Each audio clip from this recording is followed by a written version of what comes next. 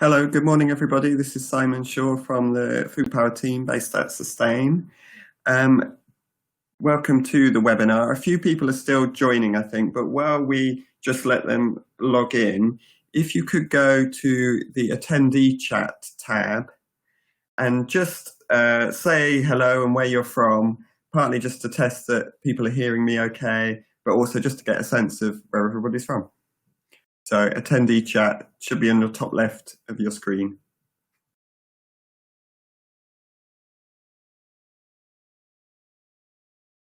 Great, we've got Manchester, Oxford, Moray in North East Scotland, West Yorkshire, Northamptonshire, Coventry, Newcastle, Warrington, Leicester, great.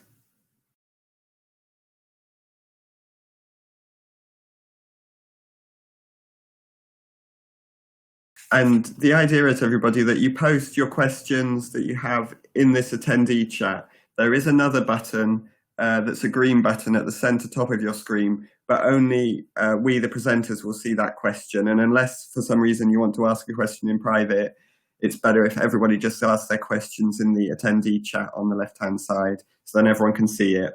And some questions, if they're a bit more technical or detailed, we'll come back to them at the end of the slides, because it's a bit hard for presenters to keep an eye on that during the webinar. But if there's quick things that I can answer, then I will do.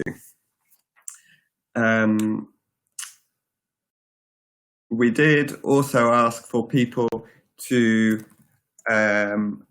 open some documents I emailed earlier. Hopefully everybody has seen that, but I'm just finding the links again now to post in the chat, so I'll do that in a moment.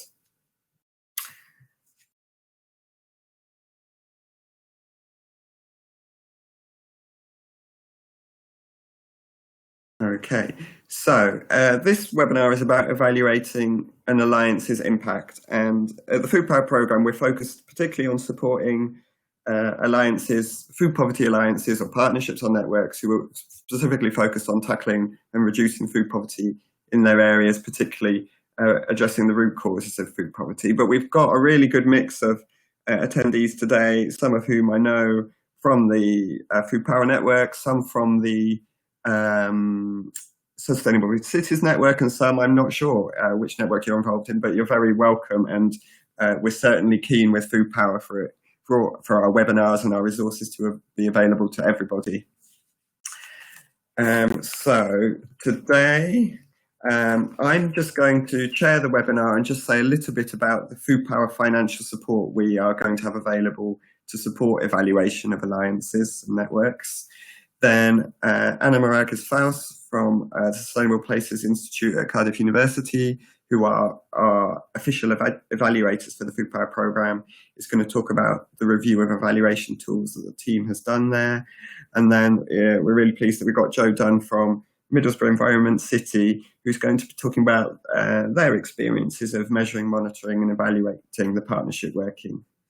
I think today our presentations from Anna and Joe are going to be probably a little bit longer than normal, but partly because they've got a lot to say, but also it's quite technical, some of it, so it does require a bit of time to explain it to you, and that was why we thought there was real value in having a webinar this morning. But we will allow some time, as I said earlier, for some Q&A at the end. So if you can ask your questions in the attendee chat, and I'll keep a record of those, and we can answer them sort of in clumps towards the end of the webinar.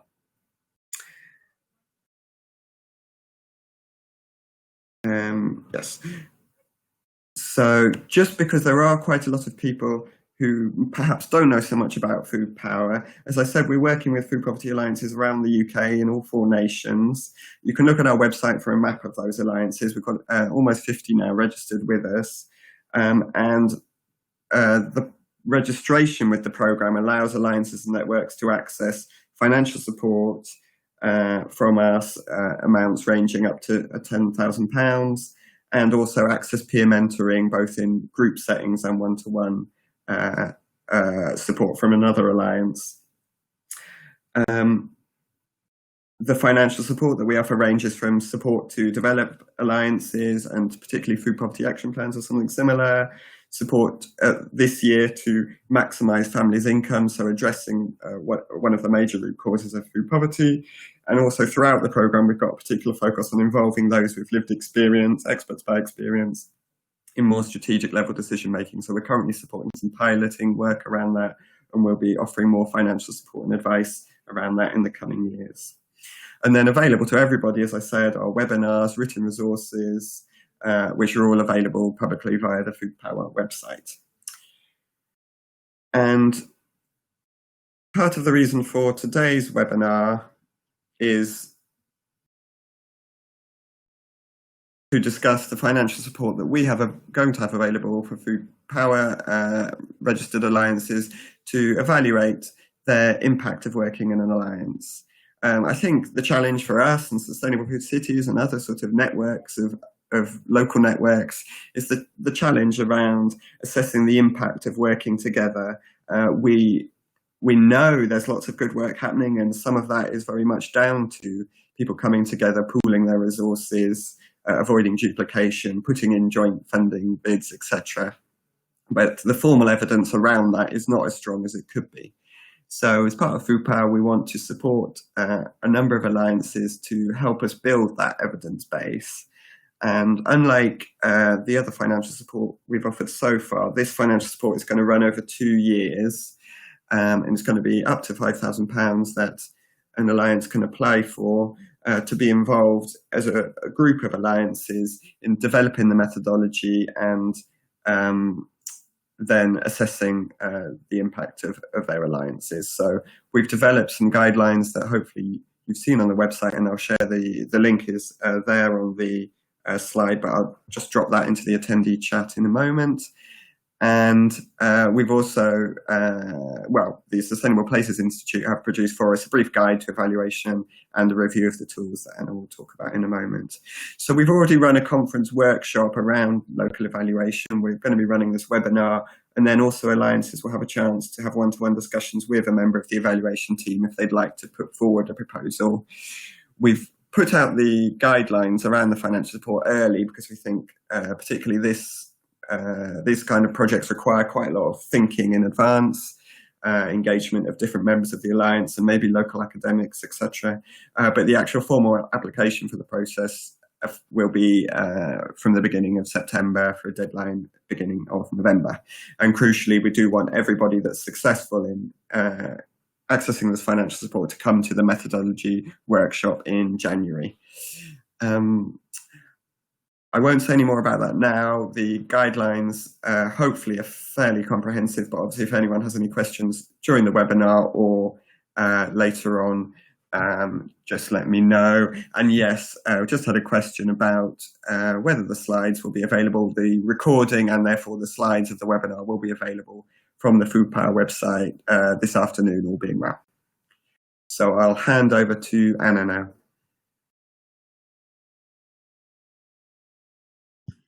Thanks, Simon. Hello, everyone. As Simon was saying, I'm part of the evaluation team of Food Power, and we are supporting the program in terms of monitoring and evaluation.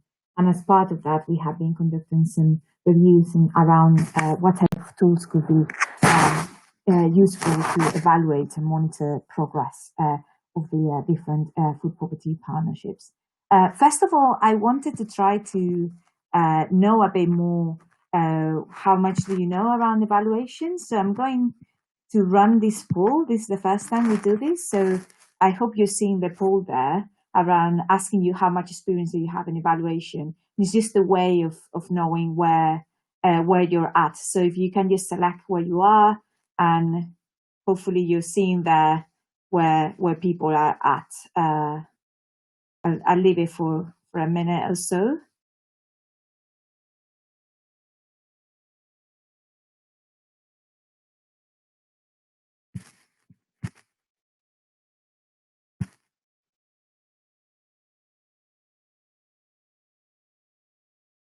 So I think it seems that most of you have some experience with evaluation, which is good in terms of understanding a bit more the different tools, and probably you have quite a lot of questions then, because we all know how challenging evaluation might be.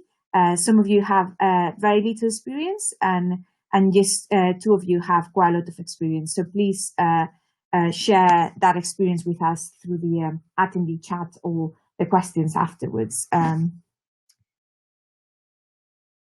So I'm going to continue with the presentation now, knowing your experience around evaluation. So one of the important things is why it's important to evaluate what we're doing. First of all, it is important to understand what we have achieved and how we have achieved these particular outcomes. Also to understand what hasn't gone as expected. And the third reason is to provide evidence of the impact and the benefits of the activities that we are conducting on the ground. It is important to distinguish between monitoring and evaluation. So monitoring will be more about what are we doing and looking at specific outputs. And evaluation will be more about how have we done. And here we're looking at outcomes and also trying to understand a bit better the process. So some of the key questions that we're trying to respond to when we're conducting evaluation is some of the questions that we need to ask ourselves is what changes are we trying to demonstrate and what changes are we trying to understand? What will indicate or measure that change, whether we're looking for numbers, percentages, and so on, or we need stories of what's going on in the ground. Who can help us understand these changes? What type of resources are we going to need in order to understand these changes? And also, how can we share the results and who is this evaluation for? That's quite important in order to share these results effectively. So two of the main things that Food Power is concerned with in terms of evaluation. The first thing is about understanding and assessing the impact of activities on local people and the community, how specific activities that are run by local alliances are actually changing or not the food poverty landscape in different places. But also the second thing that is very important as well is how can we assess whether the alliance has made more of a difference for local people in our community by working together? What is that cumulative impact of actually working through partnerships? So these are the two key things that Food Power is particularly interested in. In order to inform some of these questions or help you navigate all the different options that there are around evaluation, the team here in Cardiff, we conducted a review of available tools that are mostly used in Europe and North America. And I would like to highlight that the data there is second-hand data in terms of the team in Cardiff hasn't conducted all these different types of evaluations, but we have relied on partners and contacts that we have in other places, and as well as literature that is out there, in order to have more of a diversity and a comprehensive overview of potential tools to evaluate impact around food security and food poverty. And the idea is that this will assist you with selecting the tools that are appropriate for your local context and for your local alliance. This is just a summary of what you will have in that guide that I believe I just seen that Simon has pasted there in the attendee chat, so you can see that table there much better. But we just developed this table in order for you to see what are the different types of tools that we have selected and how they differ amongst themselves. For example, in terms of what is measured, we're measuring need, or we're actually measuring impact, at what level or scale we're measuring this, at the individual level, at the household level. We're looking at the environment, at the food environment. We're looking at the community, more at the whole population, or whether we're focusing on a specific partnerships, policy and programs. And also how is it measured, whether we're using service or we're using, or the community is involved in collecting and analyzing this data, mapping as a technique as well, relying on secondary data, and also whether some of these exercises contain a cost-benefit analysis or not. So this is just a summary of the tools that we have reviewed for that. Today, I just wanted to focus on 3 tools that we thought would be particularly relevant to address these 2 key questions that Food Power is interested in. And I'm going to go through these 5 questions when I present these 3 tools that are community food assessments, collective impact, and food policy audits. So first of all, community food assessments. So community food assessments are about understanding the food landscape, the food system in a specific community. So they are adapted to the specific needs of that community. And what they try to do is to improve the community's food system, basically looking at access to healthy food. The idea is that they incorporate the perspectives of residents and potential for, and they have the potential for broader participation. And you have quite a lot of examples in the United States developed by the Center for a Livable Future, and the link is there and also in the guide. So what is this tool measuring? First, it tries to examine in a systematic way a broad range of community food issues and assets in order to take action to make the community more food secure. And it can track change over time. If you run it at some point and then after some intervention and some changes, you run this community food assessment again. The people involved in applying this tool, the idea is that it's a collaborative and participatory process. So you will have people participating in the, for example, in the Food Alliance, but also residents from the area and actors that are active in that area, such as organizations or institutions from that particular neighborhood or community. The type of resources that are needed, this tool can be quite resource intensive because you need to design the food assessment, you need to collect the data, and you need to analyze it. So they can be relatively resource intensive. It all depends on the willingness of the community and the amount of partners that you have involved in this process. How can this tool be adapted to the local context? Well, it's particularly important. This tool is very adapted to the specific challenges and issues of the area. So it's talking really about the community. So when you apply a community food assessment, it is very place-based. And you can use the development of questions and the collection of data as a learning and engagement process. So it is not only about understanding what is happening in that community, but getting people more involved in actually not only identifying the challenges, but looking for solutions as well. So the results can be used in very many different ways, like discovering the challenges in the food system and identify what assets does that community have to improve those weaknesses. You can track change over time. It is a tool to actively engage with different actors in different communities that maybe are not that engaged, for example, in your local food poverty partnership. And also, it is a very powerful tool in order to provide evidence for specific policy interventions. And here, I just wanted to give you some examples of the summary of a community food assessment in the States. And in many cases, they have a map where they are mapping the different food assets. I know that you cannot see them very clearly there if you don't have a big screen, but you have all the links in the guide. To see different examples of this. Some of the things that they are mapping in this particular case is the health conditions of the households of this area in relation to obesity, diabetes, and so on. And also the fruit and vegetable consumption per day. And there are questions about gardening, lifestyles and diets, and so on. And these questions and these results, as you can see, can be adapted to what is more challenging or what is more important to your community.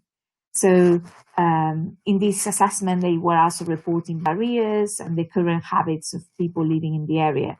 And there's something I think very interesting around neighborhood food satisfaction and how people feel in terms of where they shop and if they feel that that's appropriate or not. So this is just a summary of a community food assessment there in the States. So the second tool that I wanted to talk about was food audits, food policy audits. So these tools are designed to help food partnerships measure their own performance. And some of the key things that they look at are leadership, active membership, the climate of the partnership, the structure of the partnership, social capital, synergies that are created, the impact of the partnership, the challenges they are facing, and also the need for technical assistance. There are some examples, again, in the States where they have developed this Food Policy Council self-assessment tool. The first thing in terms of what is the tool measuring, the tool aims to measure the Food Policy Council or the Food Partnership strengths and the areas for improvement. Again, it can be used to track change over time in terms of running it maybe at the beginning or at the point that you're right now, maybe implementing some changes and running it a year afterwards. And it's a measure of the collective impact of the partnership. The people that are involved in applying this tool, on the one hand, it would be people participating in the Food Policy Council or the Food Partnership that complete an online survey. And the idea is that they receive the report from researchers. There are things related here in terms of who can see the data and how that data is analyzed. So you will have to take that into account if you want to run something like that. In terms of the resource needed, if you will use, for example, this Food Policy Council self-assessment tool, you can use an existing version, and therefore the resource is quite minimal because it's just like an online survey. But if you want to develop a tailored version, you will need expertise and time to develop those questions and that scoring. Here there are some examples of this Food Policy Council self-assessment tool. For example, in terms of evaluating or assessing the leadership, whether you're running effective meetings, whether you're receptive to new ideas, encourage members to participate, manage conflicts, and so on. So all the different people participating in this survey will say whether they agree or disagree with these statements, and they will allow you to evaluate different aspects of the partnership. This will be the type of results that you will get in terms of how you're doing with different things, and maybe it allows you to understand which parts or which areas you will need some improvement. In this particular case, for example, the breadth of active membership will particularly need some attention, but things as credibility and leadership maybe as well. So it can be a way of discussing what's missing or what's not really working. So how can this be adapted to the local context? There could be, you can develop this tool, focus on Food Poverty Alliance, and also use the development of questions as a learning and engagement process. What type of things are important for your alliance? What type of things are important for your partnership? And the way of using these results is to understand and benchmark how the alliance is performing, how is it working, highlight areas for improvement.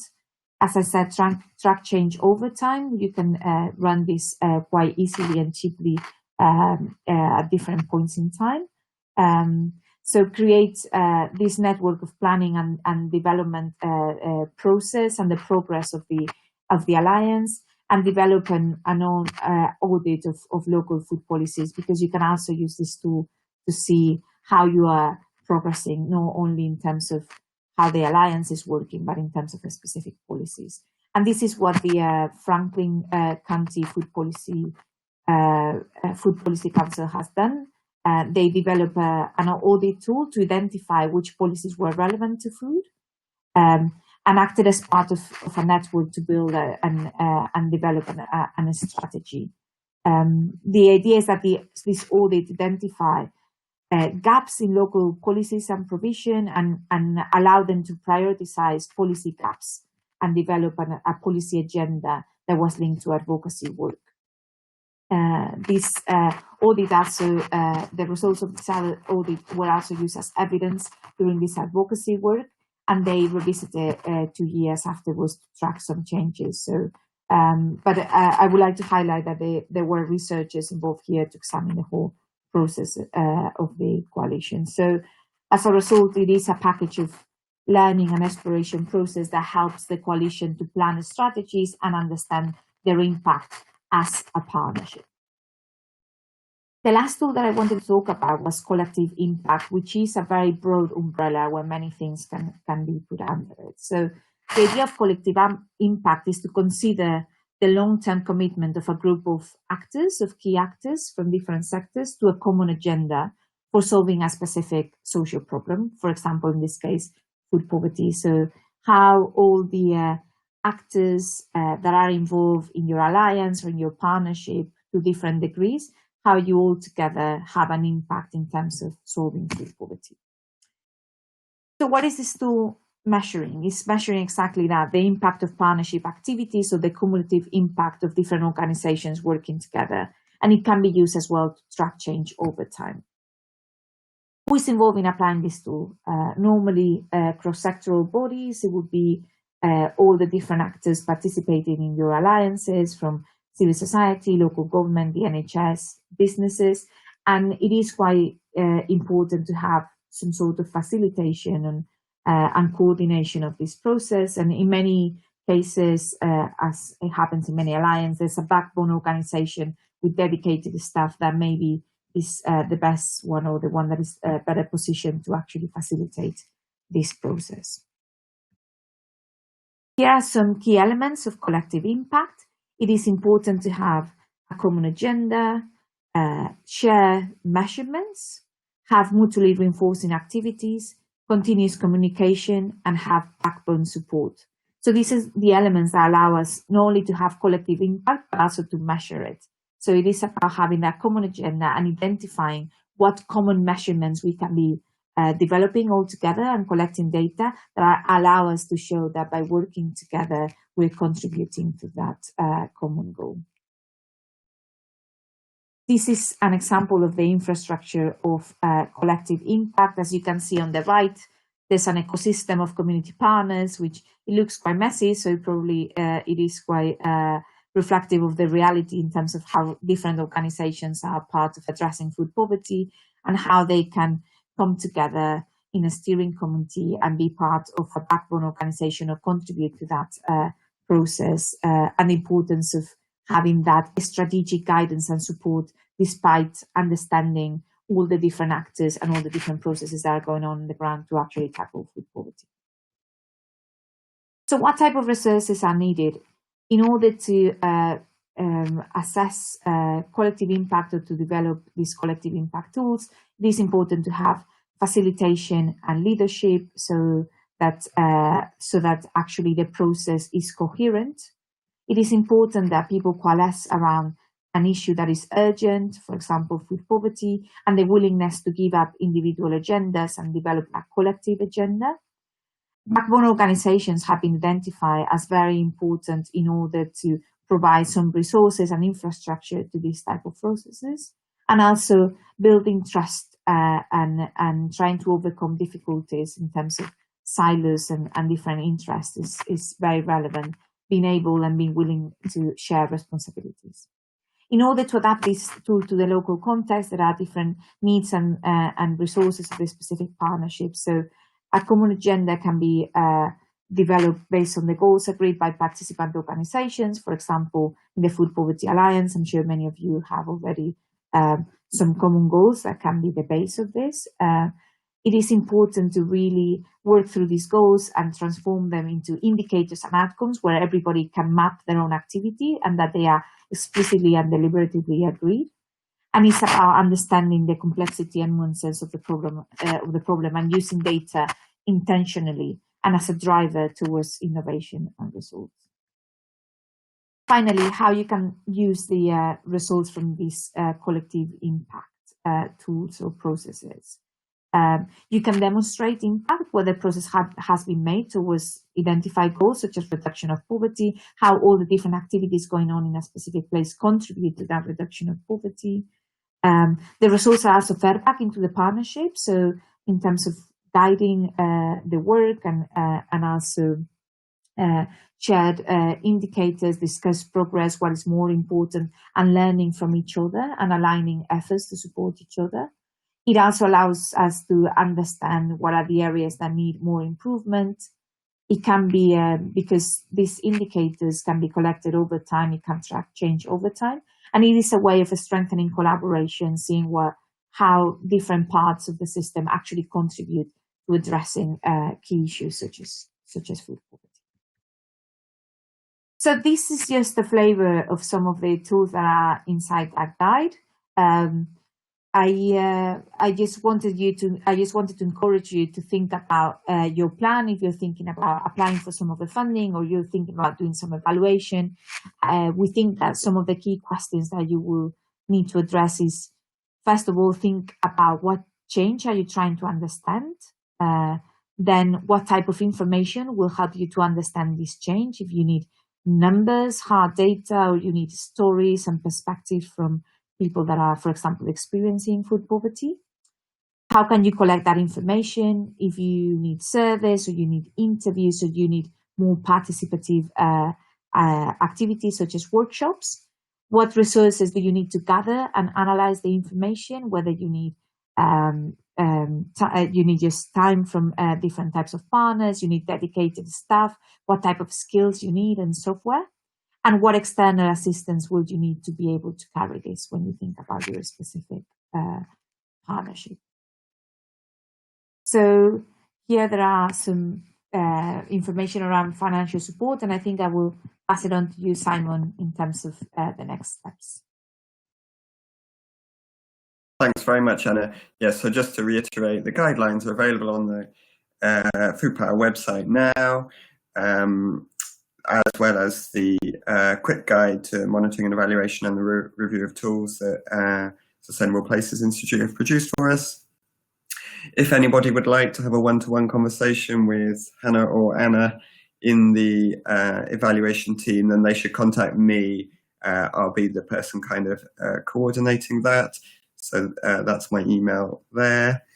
And we'll be opening the application process in the autumn. And then, as I said, the methodology workshop will be in January, and it will be a requirement of the financial support that an alliance is able to attend that meeting. And we'll obviously publish the date for that and location in due course, but we would expect it to be somewhere in mid to northern England in terms of trying to make it relatively easy for people across the UK to get to.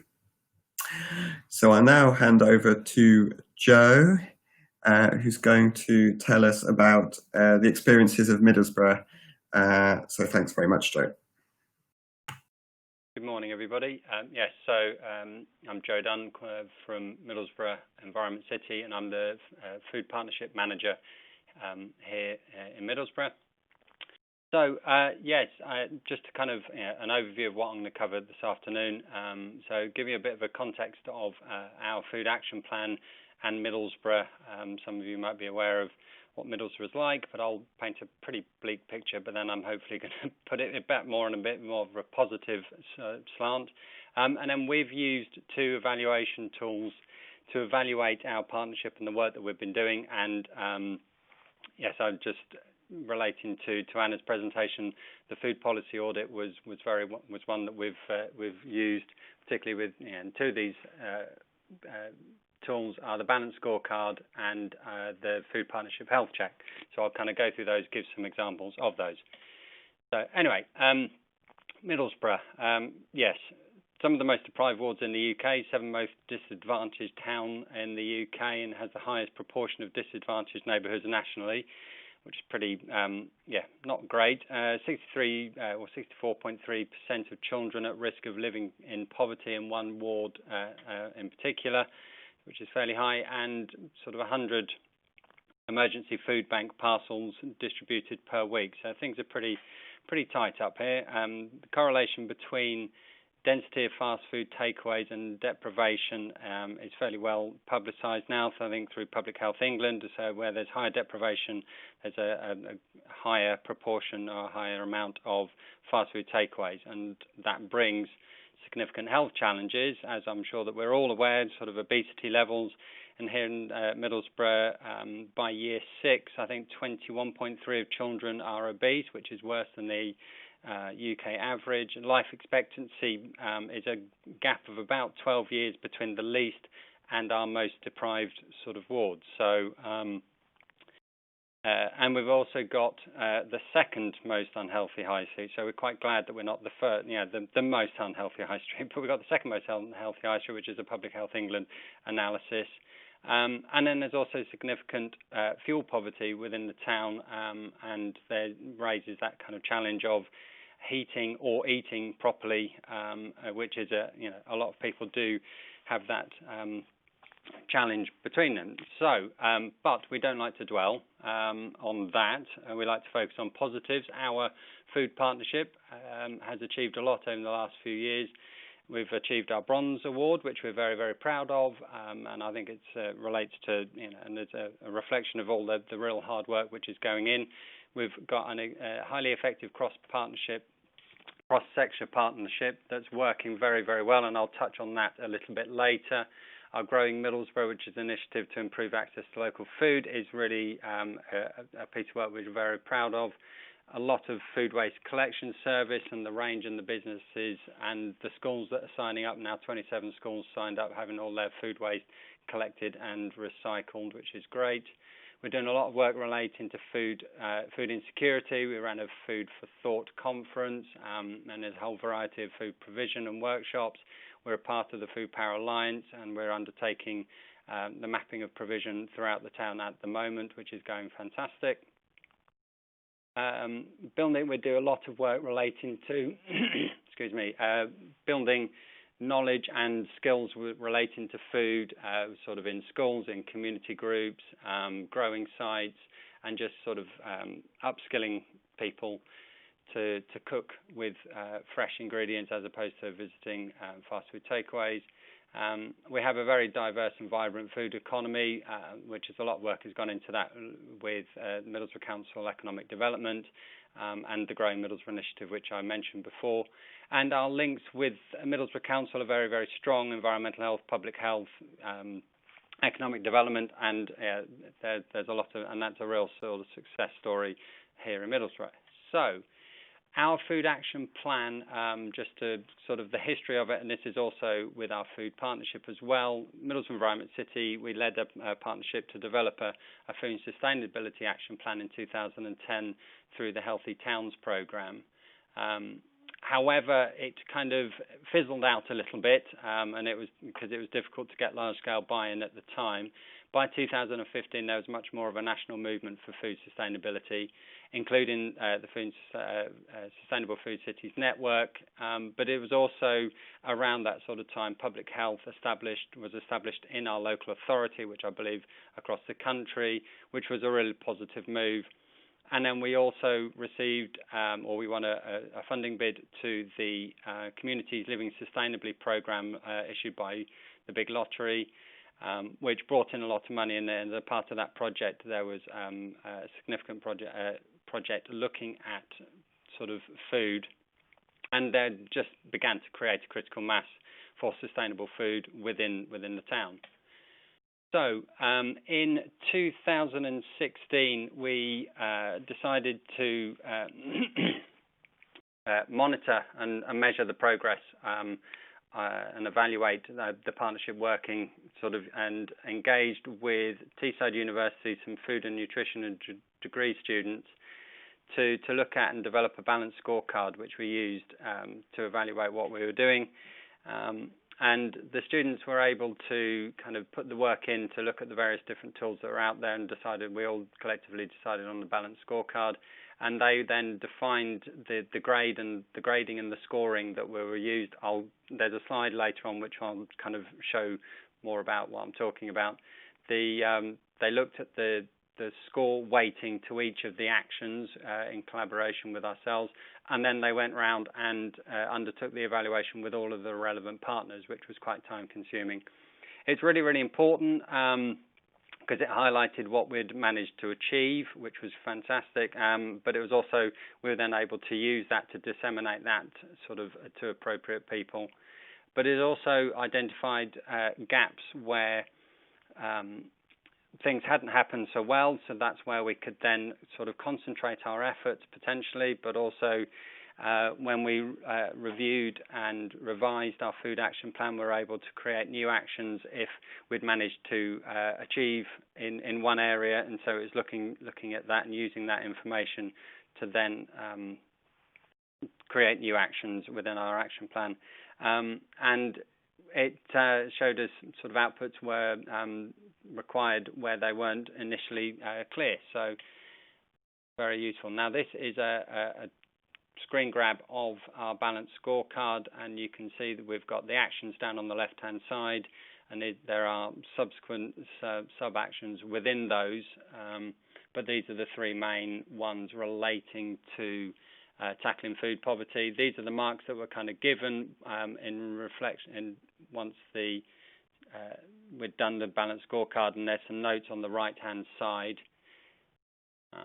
And then it gave us our mean average down at the bottom, which was 3.5 for that sort of action there.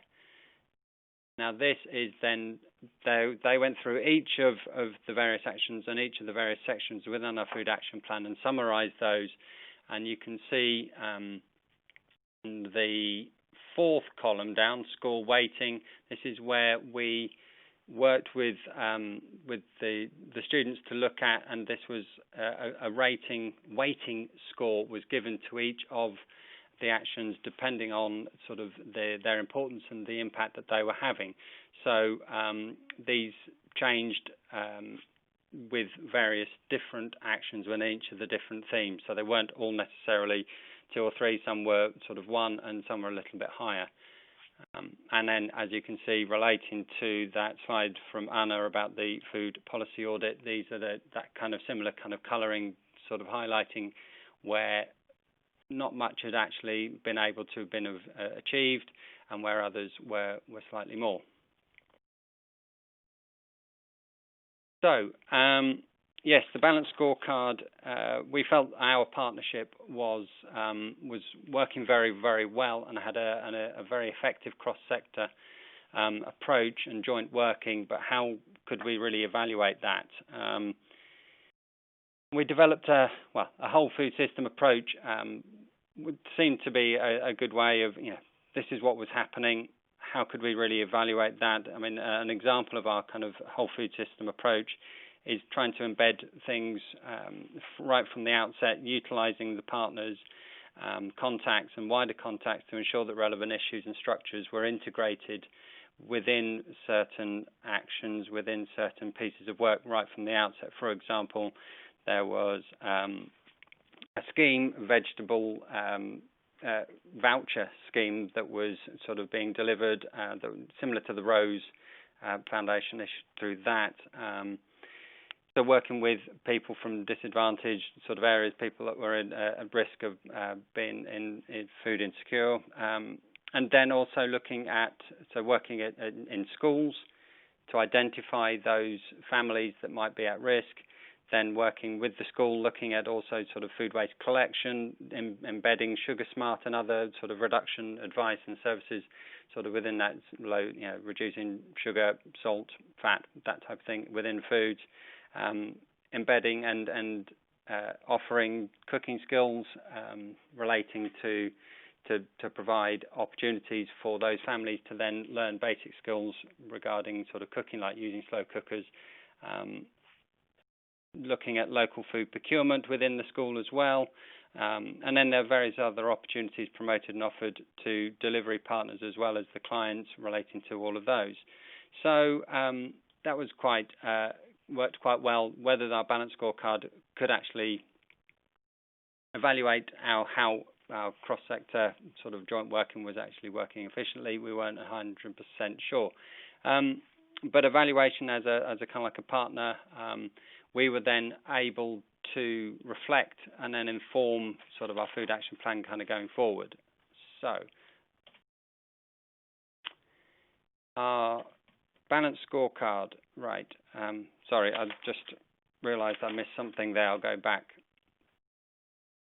As I sort of said earlier, evaluating as a partnership, we were able to reflect and then inform our things going forward. So within our food action plan, it highlighted what we'd achieved, and so therefore did we need to change that action or omit that action from when we reviewed and revised our food action plan. But it also made us aware through that process that we had a structure of 6 themes within our food action plan that were aligned very closely with the Sustainable Food City 6 themes.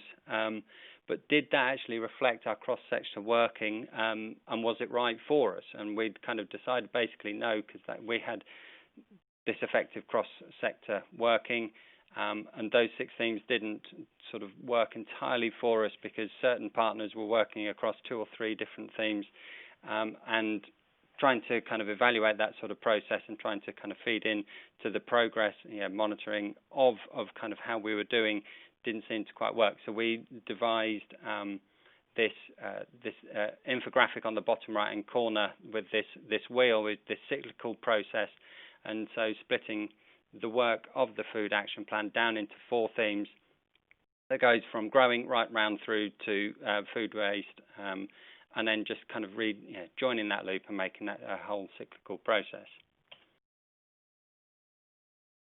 So as a result of that, it also highlighted that we needed to put certain processes in place to overcome potential sort of issues, which I'll kind of go on just after this slide, I believe, that arose in our first balanced scorecard review.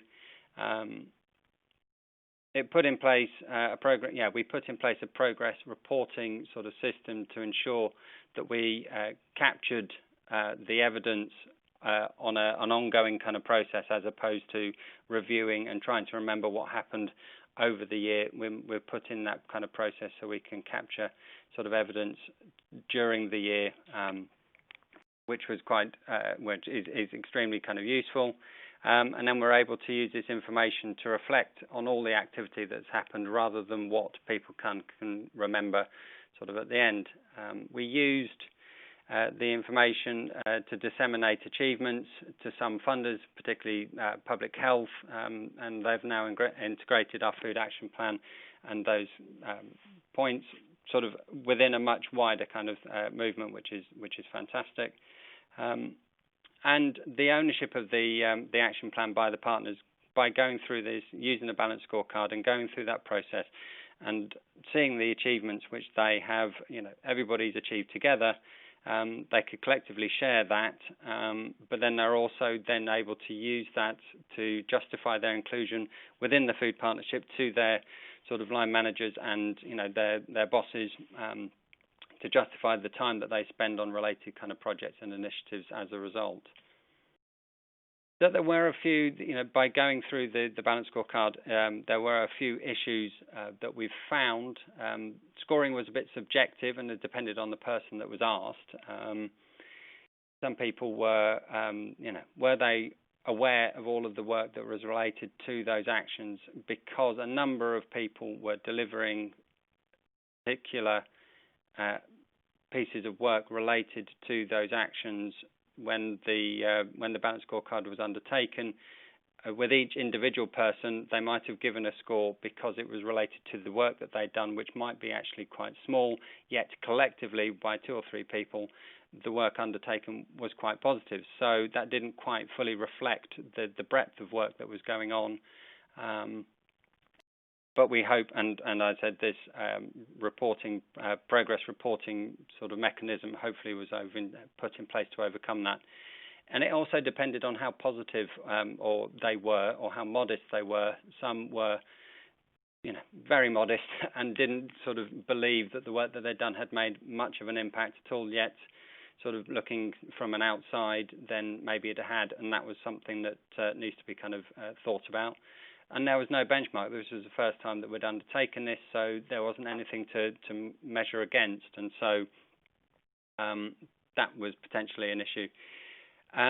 One way to kind of overcome this is maybe one person to kind of moderate and sort of sit in to provide a bit of a sense check with various people to try and overcome this sort of modesty, for want of a better term, and maybe that person is a partnership coordinator to provide that overview, who has a knowledge of most of the activity that's happening.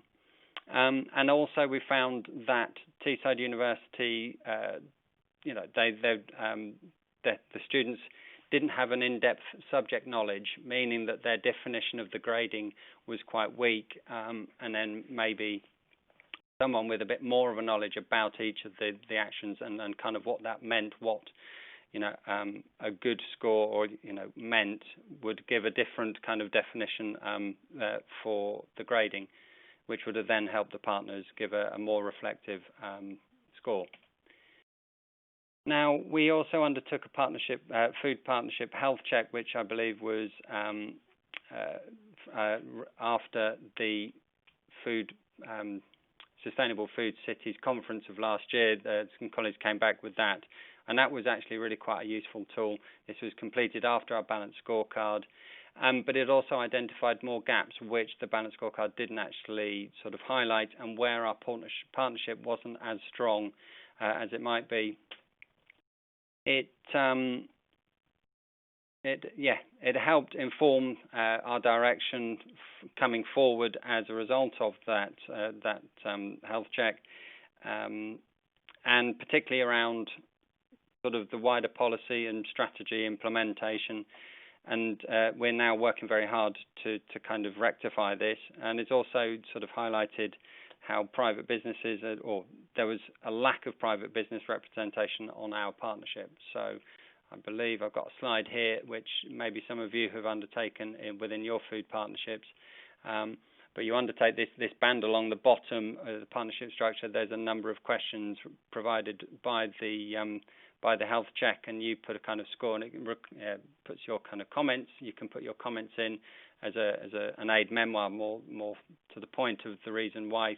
So when you then undertake it again, you can actually see the reason for your scoring, and then it summarizes all of your scoring in the that spider diagram up at the top. And so it did highlight, and we were aware that this, the policy impact was a bit weak, but this kind of really highlighted it to us and to the wider partnership as well. And so we then used that as a mechanism to engage our partners to try and get more buy-in. So it wasn't just sort of myself at the coordinator level. It was very much trying to get our wider partners to take more of an impact, more of a stance in delivering and achieving sort of a better policy. And I believe that's it from me. Thank you very much. Thanks very much, Joe. So now we've got a few minutes for people to ask questions. So please start putting any in the attendee chat. And also it'd be great if we could run another poll just to find out if you're interested in applying for the Food Power Financial Support for evaluation. And I guess given that we've got a real mix on the webinar today, if that might involve you having to register with Food Power, which is a fairly light touch registration process, to then be able to apply for the financial support, that's fine. It would just be good to get a sense of how much interest there is. So I'll just put that up now, and it'd be great if people could just respond to that.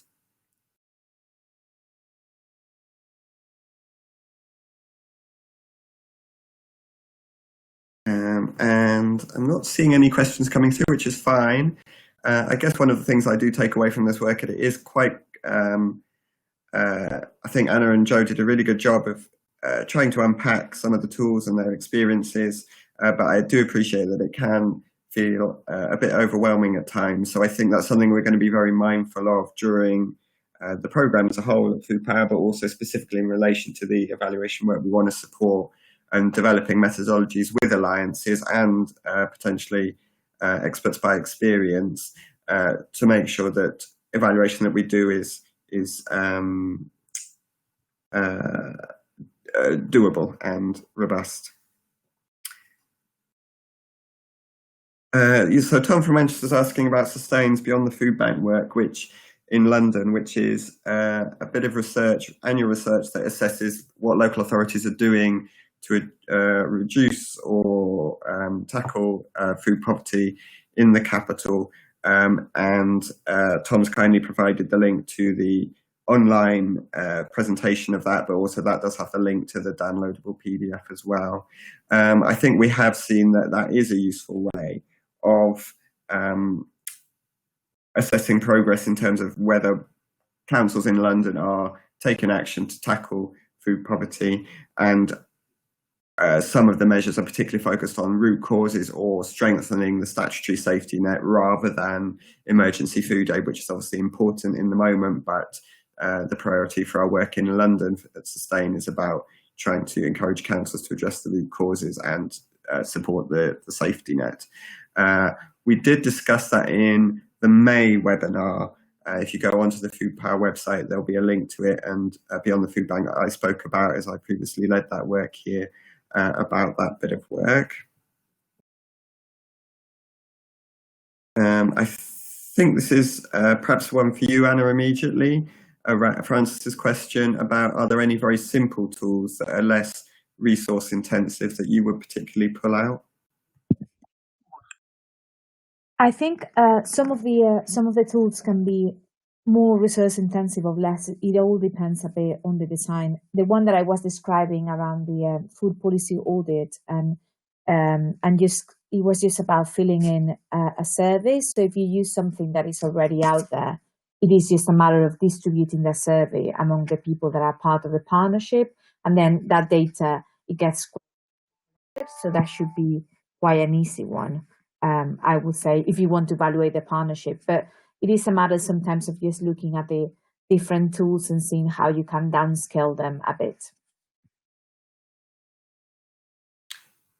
Thanks, Anna. I don't know, Joe, if you would say anything about sort of managing capacity in terms of the balanced scorecard and the health check that you did. Yeah, I mean, the health check in particular, we found that really quite simple and not very resource intensive to undertake. What we did first of all is myself and the chair of the food partnership sort of undertook the health check ourselves to kind of give a bit of and then took it to the partnership to kind of get everybody else's kind of buy-in. But we've found that sort of, too many cooks, and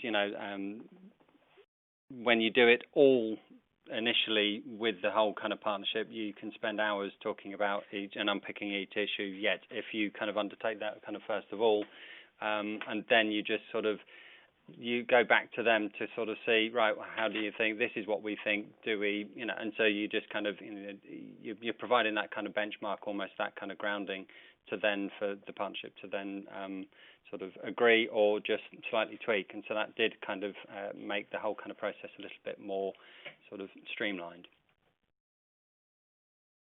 Thanks a lot. And thank you, Elaine, for sharing that link to those other tools. I just asked in the chat whether you had any experience of using them, because I think that would be good to know about. You could contact me afterwards if you prefer.